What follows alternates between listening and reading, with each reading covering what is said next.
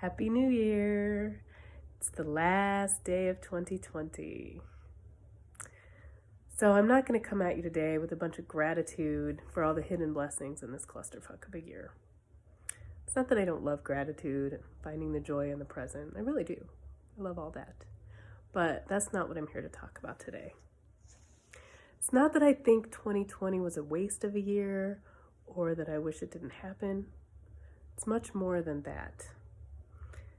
As a species, we have collectively felt terrified, infuriated, humbled, vulnerable, and at times hopeless.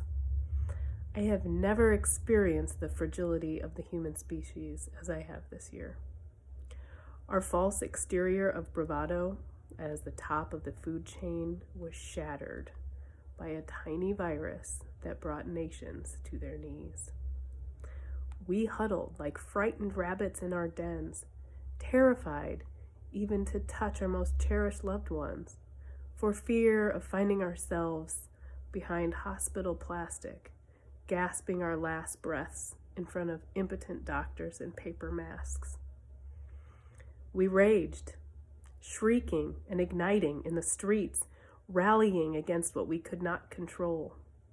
Centuries of oppression boiled over the top. People shielded their soft mortality with signs and slogans. Divisiveness and hate bubbled up because we didn't know where else to point our angry, helpless fingers. Our fear drove us to pin our futures on the backs of flimsy candidates with a fierce desperation.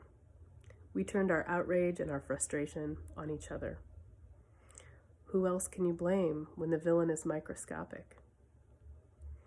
We sat alone with our anxiety for so long that we became forced to see ourselves and our relationships with a harsh clarity.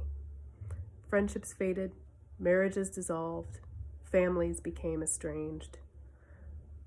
We had to work to stay connected to anyone living outside our home. We were left with the people who truly belong by our side. We were forced to weigh the risks of unknown illness with the need for companionship and physical touch. How much is a grandmother willing to gamble for a hug from her pink-cheeked grandbaby? Which friends will I risk my life for? How long will my body last when it is starved for affection? Whose love am I left with after months of solitary confinement?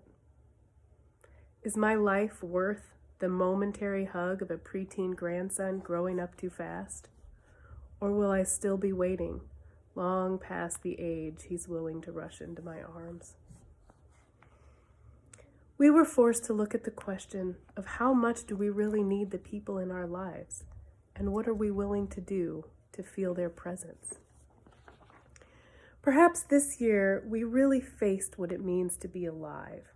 Beyond work meetings and happy hours, beyond daily schedules and date nights, beyond shopping trips and soccer games, we were able to really feel the daily existence of breathing and being without the shackles of our modern hectic lives. If we wanted to survive, we had to find some gratitude in the mundane and the tedious, and we had to find love across distances. We were pushed to feel the boundaries of the human experience: terror, grief, solitude, powerlessness. We have realized that we can no longer take our lives for granted. And perhaps the wisest among us will see the soapboxes and the scare tactics for the folly they really are and begin to tune in to our higher selves. New Year's Eve 2020 is not a magic portal into a new era in which we leave the struggles of the past year behind. I hate to say it, but it's just another day. What we carry today will still be on our backs tomorrow. We must build our spiritual muscles because this is the long haul. We must find better ways to adjust to this heavy load we bear.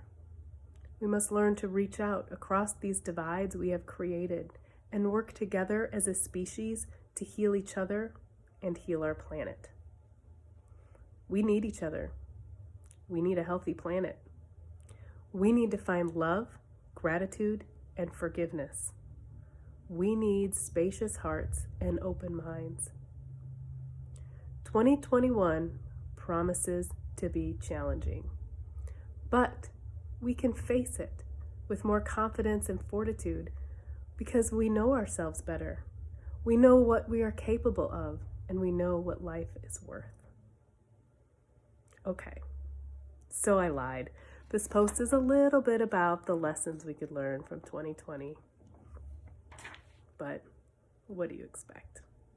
Happy New Year.